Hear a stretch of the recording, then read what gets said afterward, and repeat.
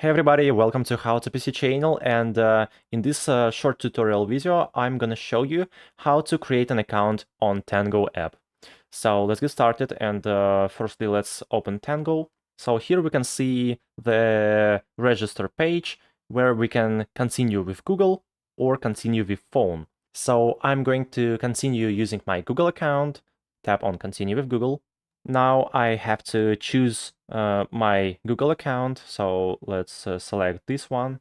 Okay, wait a bit, and that's pretty much it, but here you can choose your interests, such as artists, dating, or nearby, and after that tap on continue. And now let's tap on skip at the top right corner of the screen, and that's it. Now we can fully use the application. And we didn't write any information about ourselves when we created the account. It was created automatically, and to change it, click on the icon of your profile at the top left corner. And here, tap on your account, Trendy Cat. And here you can click on the edit icon at the top right corner. And here you can change your name, the information about you, your nickname, and other items. So guys, if this video was useful, please don't forget to subscribe to my channel and like this video. Thank you so much. Have a great day.